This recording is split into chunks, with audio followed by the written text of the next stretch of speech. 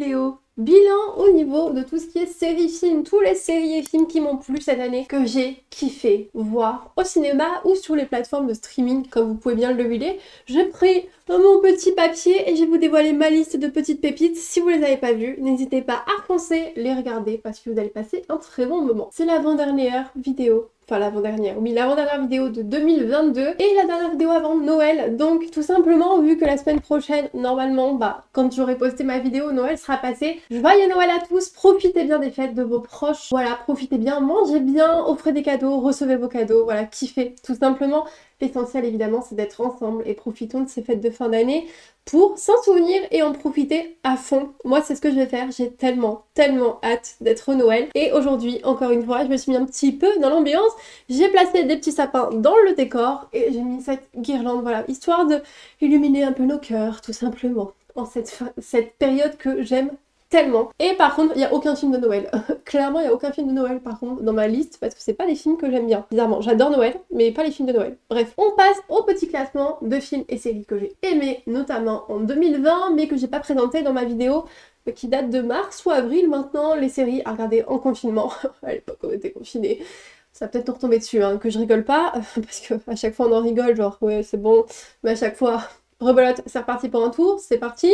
Donc je vais pas en rigoler et pas nous porter la poisse, n'est-ce pas? N'oubliez pas avant tout le pouce vers le haut, ça peut être mon cadeau de Noël, et l'abonnement, ça me ferait hyper plaisir, ça récompenserait mon travail de cette année. Et comme quoi vous me soutenez, merci infiniment à ceux qui sont déjà abonnés, merci beaucoup pour cette superbe année. Et on fera le bilan ensemble de cette année la semaine prochaine avec la FAQ de fin d'année, mais aussi le bilan YouTube. J'ai tellement hâte de vous retrouver pour cette fin 2021, mais d'abord, parlons de choses sérieuses les amis, c'est parti pour la liste. Nous allons commencer par les films parce que j'ai moins de films que de séries, tout simplement, donc je me suis dit que ça allait être plus logique, même si bon, en soi, je pense qu'on s'en fiche un petit peu. Je vais d'abord vous parler de Free Guy, qui a été mon film préféré cette année, tout simplement. Je sais pas pourquoi je parle comme ça. Il s'agit d'un film avec Ryan Reynolds, notamment que...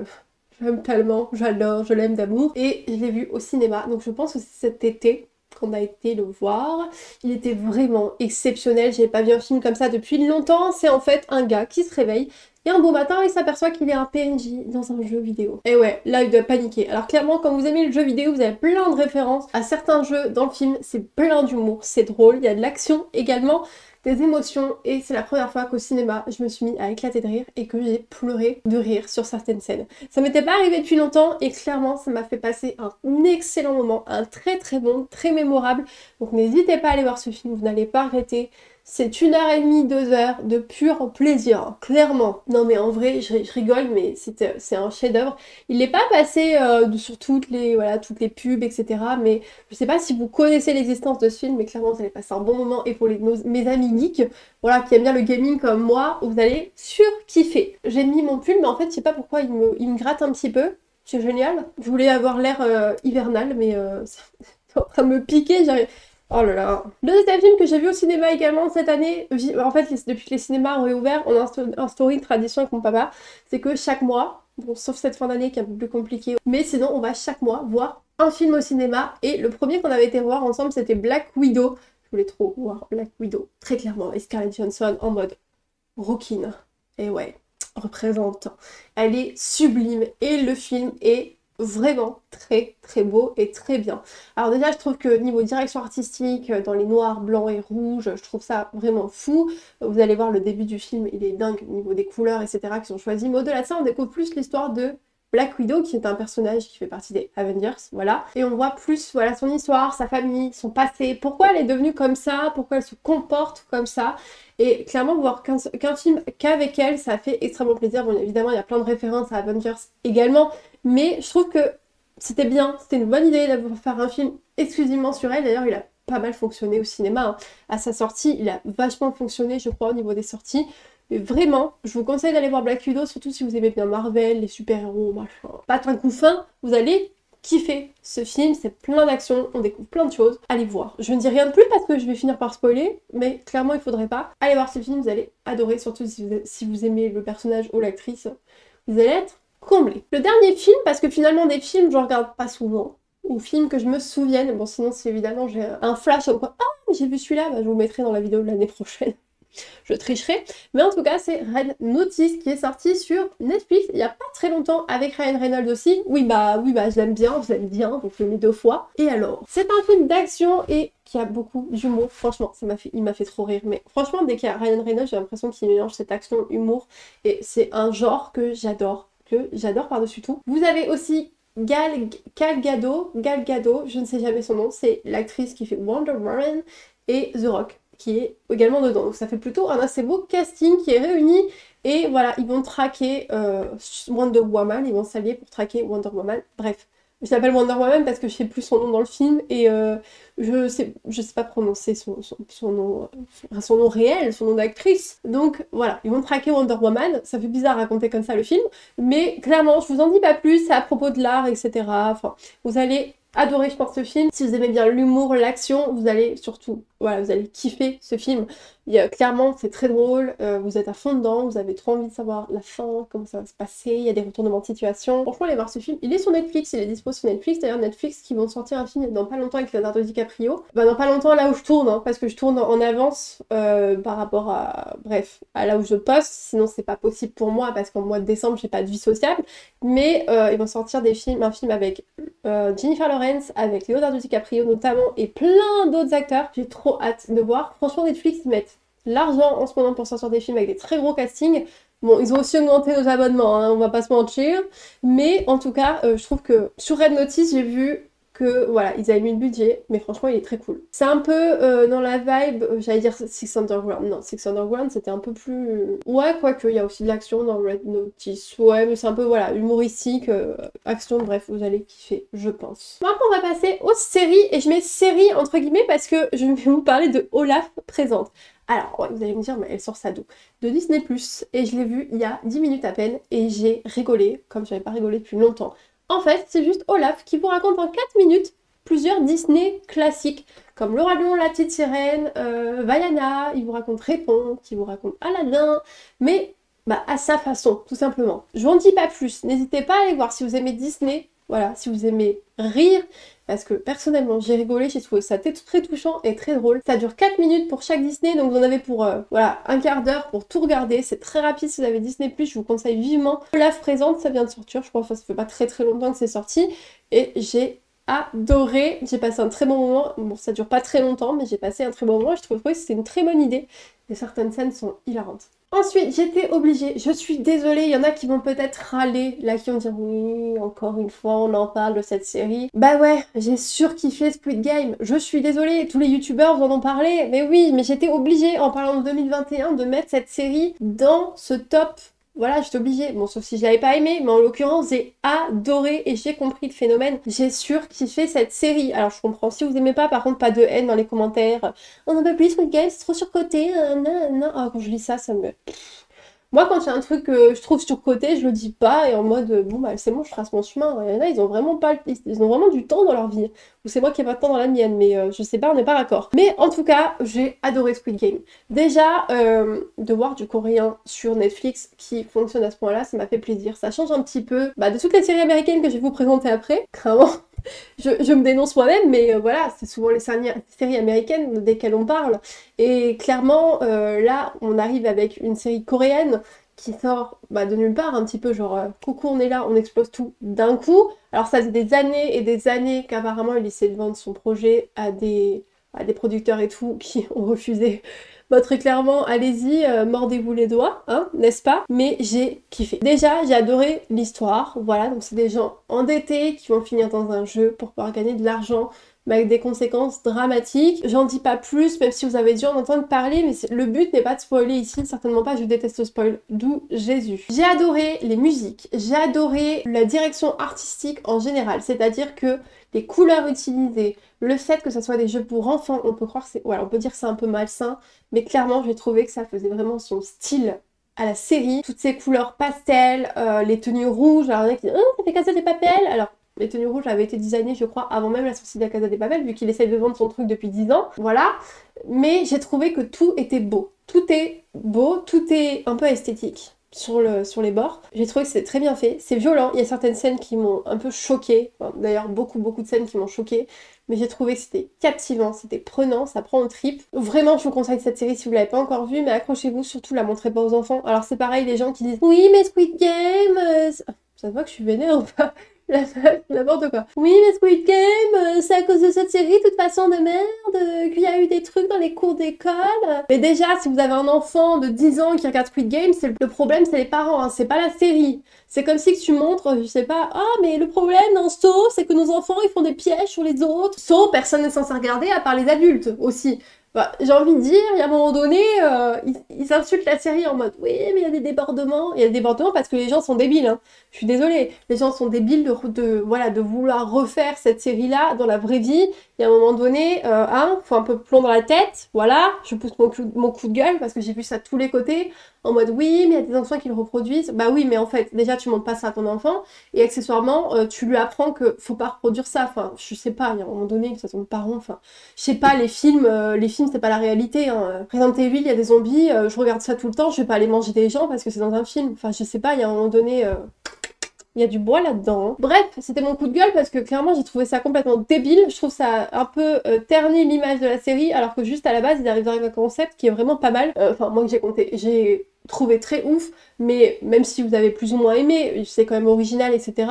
Mais clairement, tous ces débordements-là, mais franchement, cette année, l'être humain m'a encore plus déçu que les années d'avant. C'est incroyable. Je vais passer à la nouvelle série avant de péter un plomb. Non, parce que là, je suis dans le gros coup de gueule, je suis en roue libre. On va parler de One Murder in the Building. J'en ai parlé beaucoup sur Insta, enfin beaucoup. J'ai fait quelques stories en disant « Waouh, meilleure série que j'ai pas vue depuis longtemps ». C'est vrai que c'est une série qui est très cool, qui est disponible sur Disney+, avec notamment Selena Gomez qui joue dedans. Vous en avez peut-être entendu parler, mais j'ai pas trouvé que ça va faire d'énormes bruit non plus, malgré qu'elle soit dans le casting. Mais en tout cas, j'ai kiffé. Donc c'est l'histoire d'un voisin qui va mourir dans une résidence, voilà, dans un immeuble. Et en fait, 3 de ses voisins vont mener l'enquête et voilà, ils se disent le meurtrier est peut-être un des voisins. Et petit à petit, voilà, ils mènent l'enquête à travers leur entourage, enfin en tout cas ceux qui habitent l'immeuble. J'ai trouvé ça décalé parce qu'il y a un humour décalé, j'ai trouvé ça pareil, la direction artistique est vraiment cool, la musique, la façon que c'est tourné, j'ai trouvé ça très chouette, parfois what the fuck, mais clairement j'ai trop kiffé et en plus j'ai trouvé Selena Gomez vraiment chouette dedans et les 2 autres acteurs aussi, franchement je connais pas leur nom, je suis désolée, je connais vraiment leur tête, ils sont connus hein, mais je sais pas, là j'ai un trou de mémoire, je vous mettrai de toute façon les affiches du film et de la série ici. Et la fin, on en parle de la fin, alors je vais pas spoiler, mais vivement la saison 2 que je puisse voir la suite parce qu'il nous laisse qu'une fin, là c'est pas possible, je veux trop savoir. Et en plus il lance un petit podcast, voilà, ça fait très année 2021, c'est très l'année des podcasts, donc je trouve ça très dans l'air du temps, bref. N'hésitez pas à aller voir, c'est vraiment très cool, vous allez passer un très bon moment. En plus si vous aimez les enquêtes meurtrières et tout, c'est vraiment chouette. En parlant de meurtre, on va continuer très gaiement avec One Woman Kill. En fait, je vous en parle parce que je n'ai pas regardé ça cette année, mais j'ai regardé ça, je crois que c'était l'année d'avant, en 2020, et en fait, j'ai vu il y a pas longtemps qu'ils préparaient la saison 2, etc. Et voilà, j'ai vu quelqu'un du casting, enfin j'ai vu l'ordinateur, hein, je n'ai pas rencontré dans la vraie vie, mais j'avais adoré cette série, et du coup j'avais envie d'en parler, au cas où la saison 2 sort dans pas longtemps, je vous conseille vraiment de regarder. Cette série était passée sur Netflix, n'importe quoi, sur M6. Je pense que c'était en période de confinement d'ailleurs, et en fait c'était par le créateur de Desperate Housewives, Clément, laisse Clément tranquille. Clairement, on voit la vibes Desperate Housewives qui est dedans. Très clairement, voilà, c'est l'histoire de femmes qui finissent par assassiner quelqu'un. Voilà. Et en fait, on découvre petit à petit pourquoi. Qui est la femme qui assassine. Pourquoi elle finit par assassiner. Alors qu'à la base, ce sont juste des ménagères, c'est juste des femmes lambda, tout simplement. Et c'est à différentes époques dans la même maison. J'ai trouvé ça très cool. C'est pareil, c'est décalé, c'est l'humour un peu à la Desperate Housewives. Donc, vous pouvez pleurer et après éclater de rire. C'est un peu, voilà, c'est un peu dramatique, mais c'est vraiment très chouette et ça va vous partager entre plusieurs émotions, vous allez avoir beaucoup d'empathie je pense aussi et voilà, je vous conseille vraiment d'aller regarder, c'est très chouette et vivement que la saison 2 sorte, j'espère que ça sera sur M6 aussi et je serai vachement au rendez-vous et ce sera des nouvelles femmes du coup qui seront en liste au casting pour la saison 2. Une vieille série où on peut parler de meurtre aussi, c'est fou hein, je vous jure que c'est pas du true crime là que je suis en train de vous faire, c'est Vampire Diaries que je reprends actuellement, j'ai mis plein de stories où je regarde Vampire Diaries, je suis déjà à la saison 3, bon en sachant qu'il y a 25 épisodes, donc j'en ai déjà regardé bien 60 épisodes.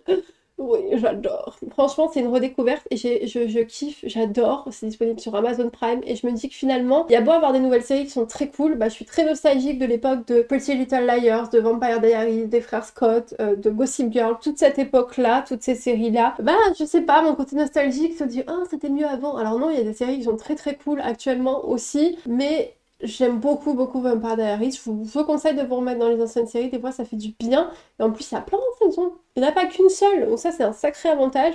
En ce moment, voilà, c'est ce que je regarde et vraiment Team Damon. Alors à l'époque, j'étais plus Team Stéphane, j'avoue. Mais maintenant, j'avoue que avec l'expérience et l'âge, je crois que je préfère Damon, vraiment. Je trouve qu'il est beaucoup plus profond comme personnage, beaucoup plus subtil, beaucoup plus compliqué et peut-être plus attachant aussi. Dites-moi si vous êtes Team Damon ou Team Stéphane dans les commentaires, s'il vous plaît. Merci, ce serait très intéressant de voir parce que j'ai l'impression que c'est beaucoup Team Damon en réalité. On va passer à la nouvelle série, pas la nouvelle, non, c'est la nouvelle saison de Dynasty, la saison 4 si je me trompe pas, qui est génialissime, qui laisse une fin, c'est pas possible, c'est pareil, vous pouvez pas nous laisser sur une fin comme ça, on veut trop savoir ce qui se passe ensuite, mais je vous avais déjà parlé de Dynasty dans la vidéo série, mais j'étais obligée de vous dire que cette nouvelle saison est génialissime, voilà, ça traite de gens riche de scandales, de famille, de politique. Allez voir, franchement, allez voir cette nouvelle saison, vous n'allez pas être déçus par cette nouvelle saison. J'étais à fond dedans, et d'ailleurs j'ai trop envie, quand j'aurai fini Vampire Diaries, donc c'est-à-dire dans 10 ans, je pourrais peut-être me remettre à Dynasty, je pense regarder les nouvelles saisons, enfin les anciennes saisons, parce que vraiment cette série, elle est génialissime.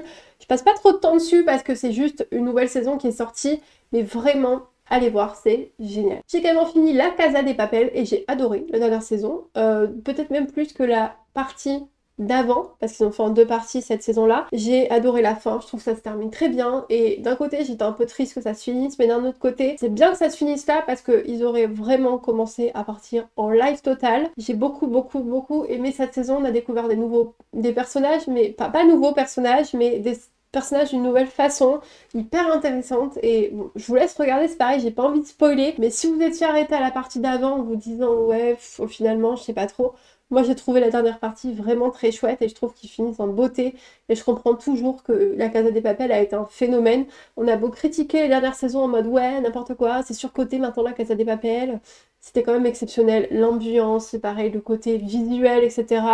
Bella Ciao, voilà on a tous chanté Bella Ciao, on était trop pressés de découvrir les saisons et je pense qu'il faut se tourner dans La Casa des Papel de cette façon là. Et je trouve que la fin est vraiment chouette et intéressante. Je vous conseille d'aller la voir. Et pour finir, il est sorti une dernière saison aussi, enfin dernière en liste en tout cas, de You. Je vous avais parlé de You très rapidement dans la dernière vidéo sur les séries en début d'année. La saison 3 est sortie, c'est bon, et franchement j'ai adoré. J'ai moins aimé que la saison 2 et la saison 1 et 2. Pour être honnête, j'ai adoré la fin par contre, j'ai envie de regarder la suite. J'étais pas à fond dedans parce que bon bah le contexte a complètement changé. C'est pareil, je ne spoil pas parce que si vous n'avez pas vu les saisons d'avant, bon bah je vais tout spoiler, c'est pas intéressant. Mais clairement, j'ai quand même finalement apprécié, j'ai passé un bon moment, donc c'est pareil, si vous étiez arrêté à la saison 1 ou 2, vous pouvez regarder la 3. Je pense que vous allez peut-être, comme moi, être moins à fond dedans peut-être, mais j'ai trouvé quand même intéressante. On le voit sur d'autres aspects, on voit Joe sur d'autres aspects, je trouve ça hyper chouette.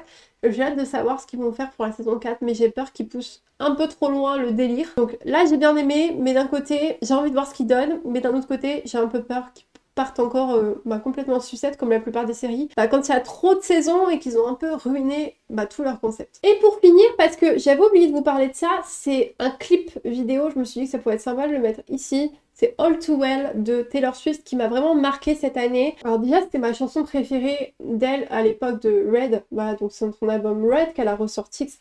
Et elle a fait un short film, donc c'est un clip qui dort, n'importe quoi, qui dure 11 à 12 minutes ou 13, enfin bref, dans ces eaux-là, plus de 10 minutes, c'est une longue version de 10 minutes de sa chanson, qui est en général la préférée des fans, et j'avoue que pour moi c'est le cas avec You're Not Sorry, c'est clairement une de mes préférées, enfin une de mes préférées, non, All Too Well était ma préférée. D'ailleurs quand elle avait chanté au concert Reputation, j'avoue, j'avais versé ma larme parce que j'étais trop contente de la réentendre, et là elle a sorti une nouvelle version 10 minutes avec un clip de 10 minutes, donc c'est vraiment un mini-film, c'est vraiment un mini-film avec Dylan O'Brien. Si vous avez aimé la musique, si vous aimez les histoires d'amour qui tournent mal, voilà, vous avez un clip immense qui dure plus de 10 minutes, qui est très bien joué, très bien interprété, et comme vous connaissez l'histoire qui s'est passée, et vous savez que c'est une histoire qu'elle a vécue, Taylor Swift avec Jake Gyllenhaal. D'ailleurs, bon, je soutiens pas la haine envers Jake Gyllenhaal, il n'y a pas besoin d'aller l'insulter. Les réseaux sociaux, n'est-ce pas? Mais en tout cas, le clip était vraiment très très beau. Il a été réalisé d'ailleurs par Taylor Swift. Et au passage, allez voir aussi son clip d'après qui a été réalisé par Blake Lively. Serena dans Gossip Girl sont très amies dans la vraie vie. Et clairement, le clip est hyper joli. Je vous mettrai le titre ici. Je vous conseille d'aller voir ces deux clips-là si vous aimez tout ce qui est un peu esthétique comme ça, avec les couleurs bien choisies, les scènes bien choisies, etc. Et en plus, c'est très bien joué. Donc, je vous conseille ces clips si vous aimez en plus la musique. Allez voir, foncez, vous n'allez pas le regretter. Et voilà les amis, il s'agit de notre dernière vidéo avant Noël. Voilà, j'ai un peu... j'ai hâte et je vous souhaite vraiment de belles fêtes. Et si vous ennuyez avant, si vous voulez regarder des séries ou des films après Noël, n'hésitez pas à piocher dans la liste. Vous avez aussi une vidéo que j'avais fait en début d'année qui est disponible sur ma chaîne sur les séries à regarder en confinement. Il y a plein de types de séries que vous pouvez aller voir, donc n'hésitez pas à aller voir si vous ennuyez, si vous voulez mettre sous le plaid comme ça avec le chocolat chaud et profiter de vos proches. Et voilà, je vous conseille vraiment d'aller voir toute cette petite sélection. Profitez bien de vos fêtes de fin d'année. N'oubliez pas le pouce vers le haut et l'abonnement, ça fait toujours hyper plaisir. Merci infiniment pour pour ce mois de décembre passé avec moi et aussi le reste de l'année. On se retrouve la semaine prochaine pour le bilan de cette année sur YouTube passé avec vous, mais également la FAQ de fin d'année. Et en attendant, je vous fais plein de bisous. Surtout, prenez soin de vous. Ciao!